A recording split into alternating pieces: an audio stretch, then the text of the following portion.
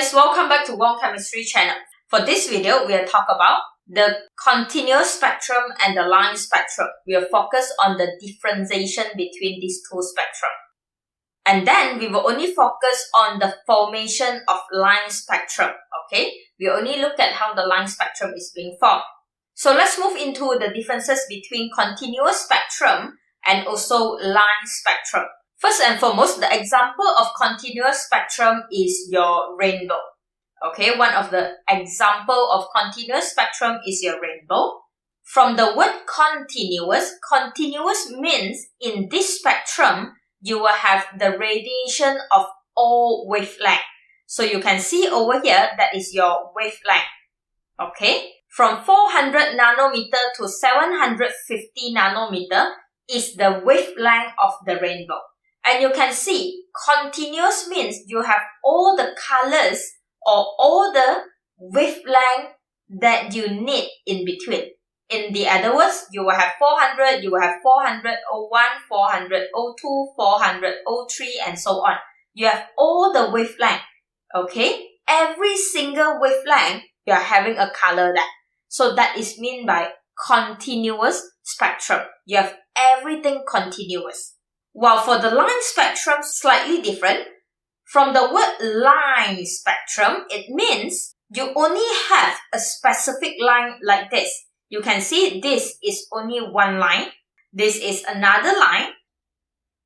And you only have a specific line. Okay?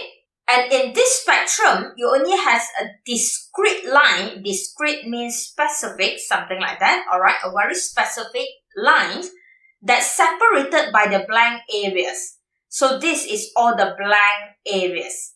Okay? This is the blank area between all the lines. Okay? That is the blank areas. And every lines that we have, guys, every single line that we have over here is give rise by a specific wavelength. Let's say this one is a 765 nanometer. Okay? So this one could be a 601 nanometer.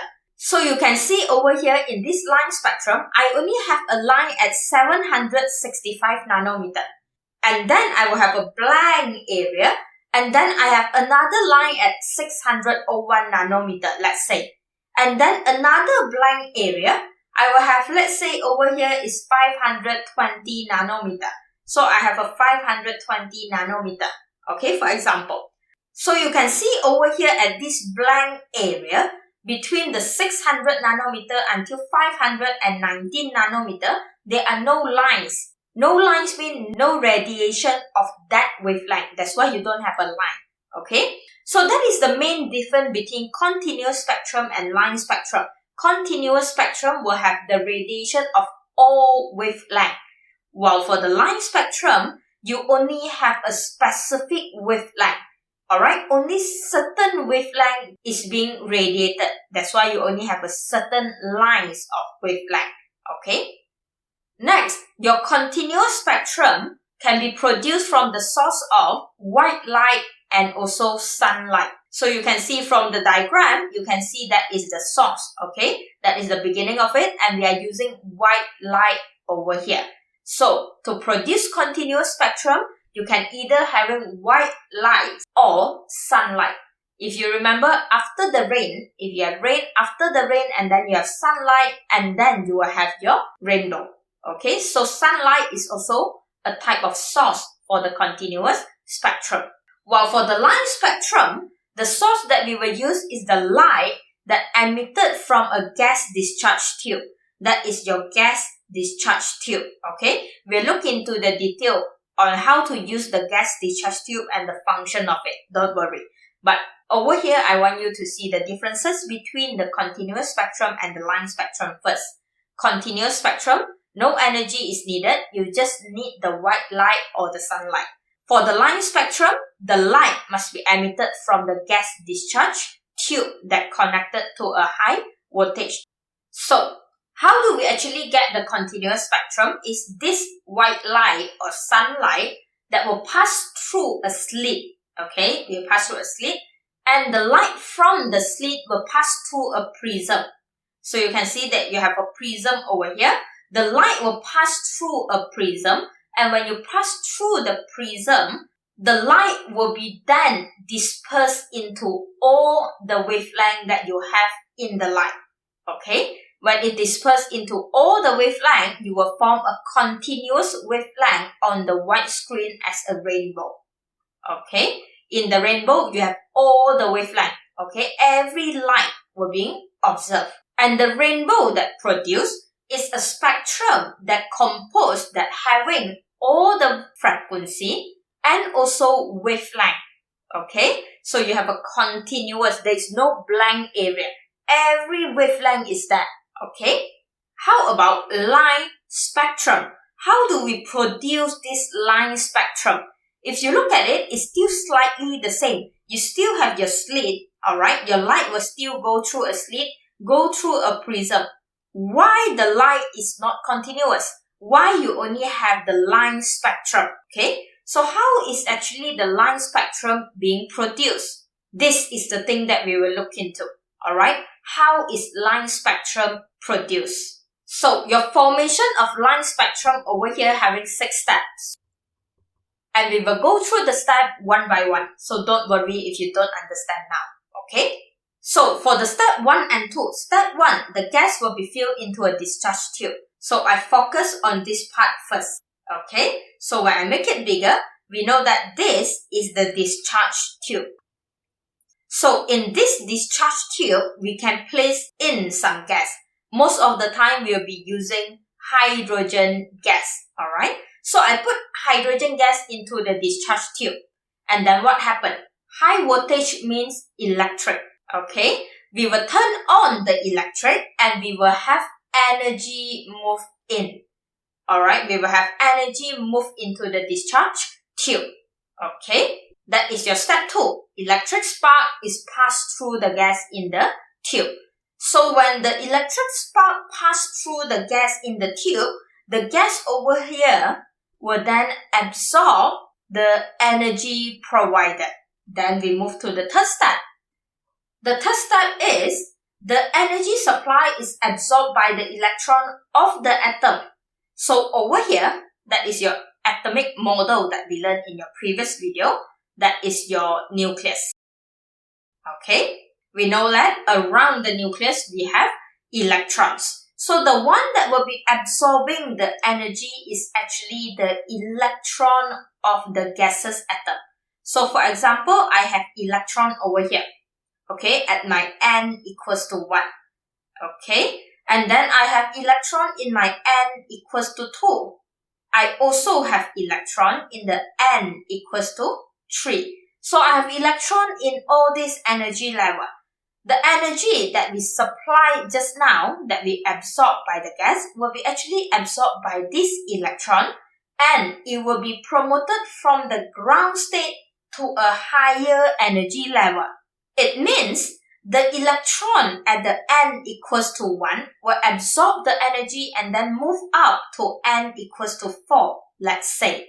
Okay, that is my n equals to 4. Why the electron is moving up to a higher energy level? Because the energy is absorbed.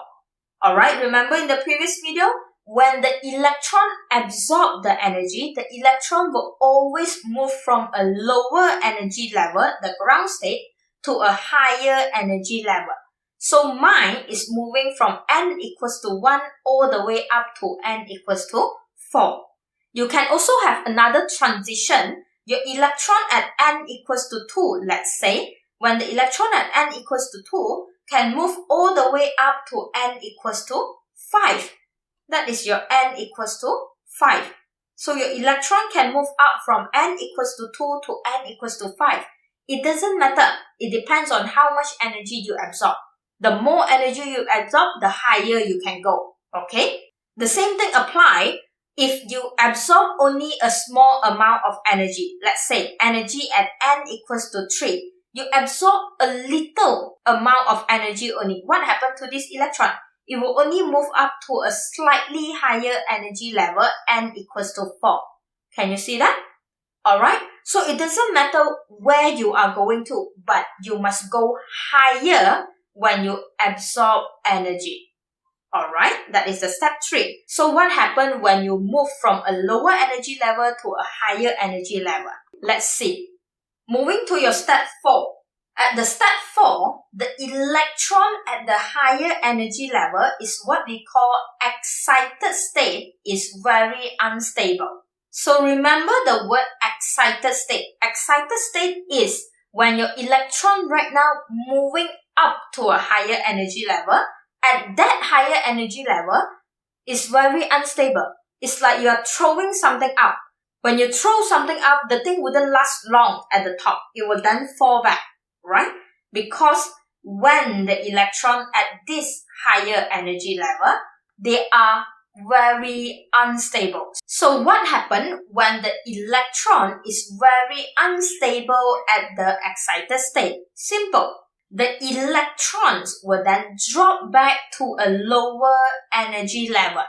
So all these electrons that are very unstable at this excited state will then drop to a lower energy level. This is the trick. When you drop to a lower energy level, it's not necessarily drop back to the original level. No. For example, I am moving this electron just now from n equals to 1 to n equals to 4. So when I'm dropped back, it's not necessary to go back to n1. Okay? You can go back to any lower energy level. Means that I'm now at n equals to 4. So when I fall back, when I drop back, you can go back to n equals to 3. You can go back to n equals to 2. You also can go back to n equals to 1. But it's not a must to go back to n equals to 1. So let's say this electron at n equals to 4 drop all the way back to n equals to 2. So moving from n equals to 4 to n equals to 2. As long as you are going down to a lower energy level, it's not necessarily going back to the original. Okay? For example, this one just now at n equals to 5. So the electron at n equals to 5 can go back to n equals to 4.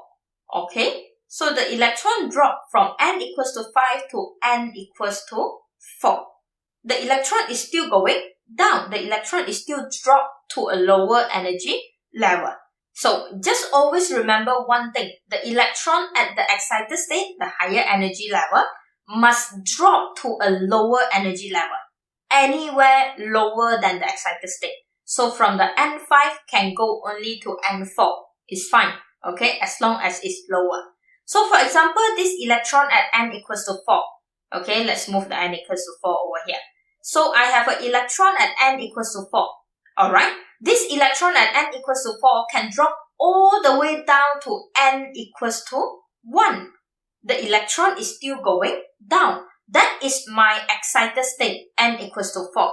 I'm dropped to a lower energy level, which is n equals to 1. Okay, see that? So what is going on is the electron at the excited state will drop back to a lower energy level. And during this process, whenever the electron drop to lower energy level, what happens is light produced. You will produce a light. So during this transition, okay,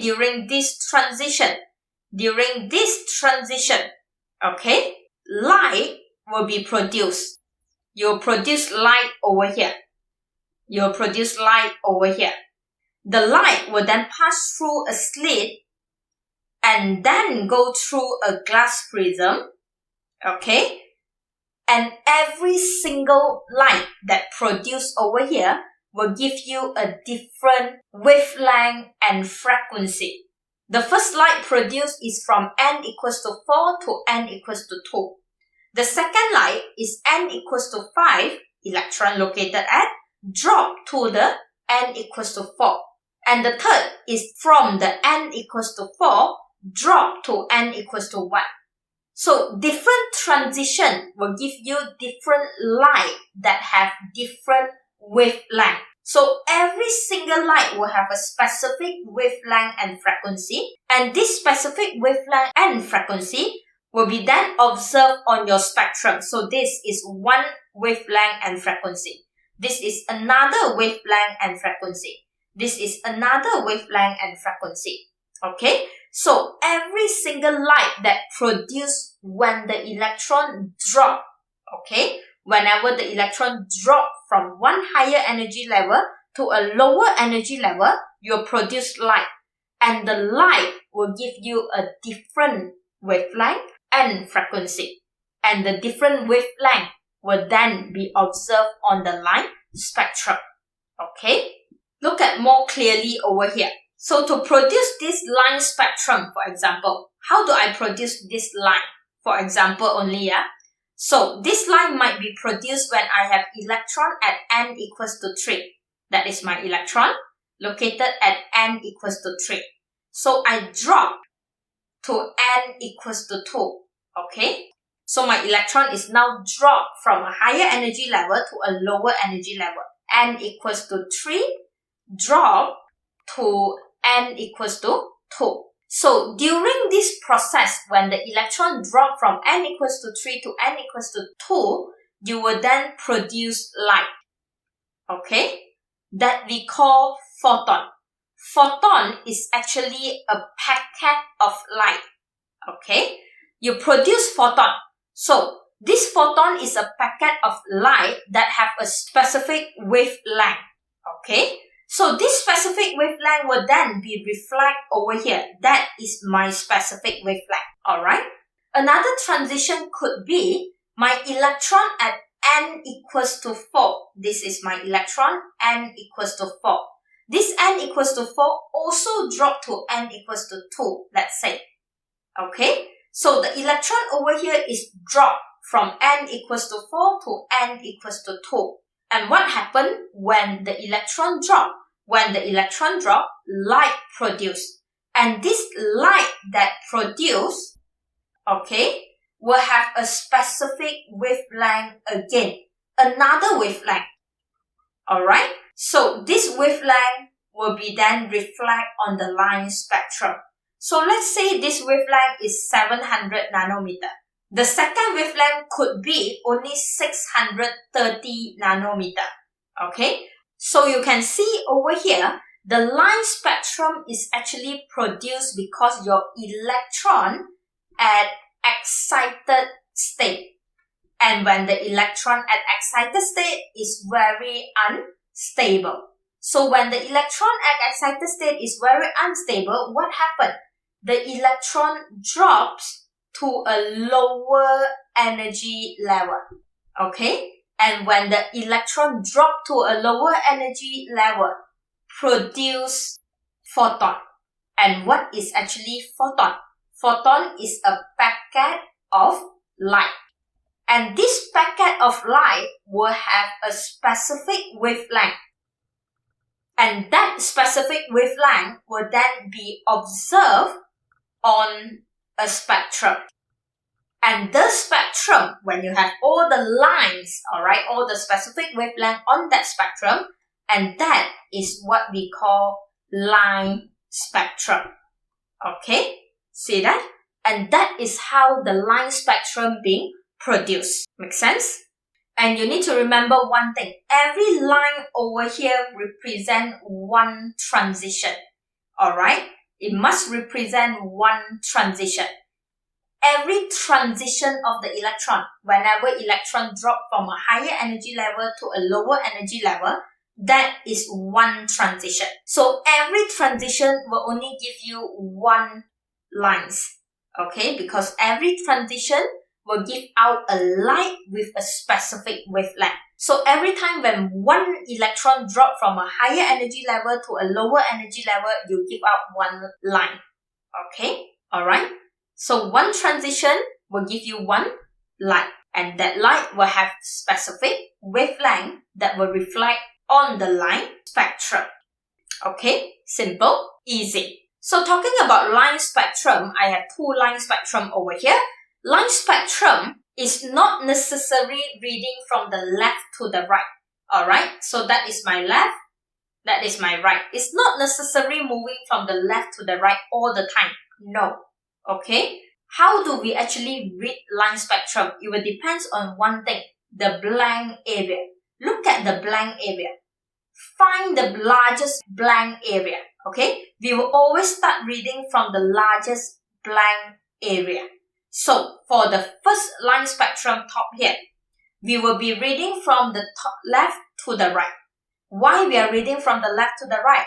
Because that is the largest blank area, which means this will definitely be the first line. Okay? But for the second line spectrum, the largest blank area is on the right side, which means we'll be reading from the right to the left. Okay, you will read this from the right to the left.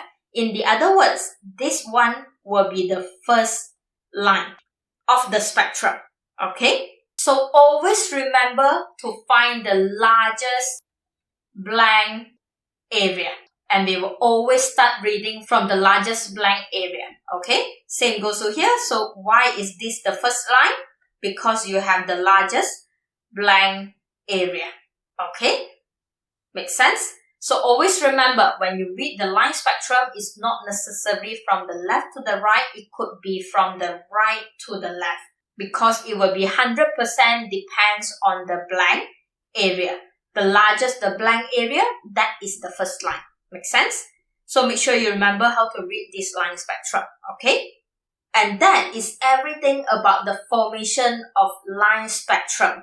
I hope you understand the 6 steps. To be honest, the most important is your step 3, step 4, 5, and 6. That is the most important step, okay? Where the electron of the atom started to absorb energy and cause them to go from a lower energy level to a higher energy level. And then at the higher energy level, the excited state, the electron is very unstable. Remember, when it's very unstable, the electron will then drop to a lower energy level. When the electron drops to a lower energy level, it will produce light. And the light will have a specific wavelength and frequency. And then the light will be reflected on a spectrum according to the specific wavelength and frequency. And that is how you get your line spectrum that looks something like this. Alright? And as I said, we will always use hydrogen atom to produce this line spectrum. Because in hydrogen atom, there is only one electron. Okay? In one hydrogen atom, there is only one electron. So it's easier for you to observe the transition. Okay? What makes the formation of line spectrum of hydrogen atom different? Simple. State clearly what gas is being used. So in your step 1, rather than say gas is filled into the gas discharge tube, mention clearly hydrogen gas is filled. Step 2, rather than saying atoms, we mention clearly is hydrogen atom. The electric spark is passed through the hydrogen gas in the tube. Alright, therefore the hydrogen molecule will decompose to form hydrogen atom. And then the energy supply will be absorbed by the electron of the hydrogen atom. The rest of the process is the same. The electron moves to a higher energy level. At the excited state, the electron is unstable. It will drop to a lower energy level and produce light. The light then will have a specific wavelength and frequency, and then you produce a line spectrum. It's still the same thing. Okay? So by now, I hope you can differentiate line spectrum and continuous spectrum. And also, most important, you know the step for the formation of line spectrum and also the step for the formation of line spectrum of hydrogen atom. Okay? Simple, easy. Alright, so thank you for watching and I'll see you again in the next video.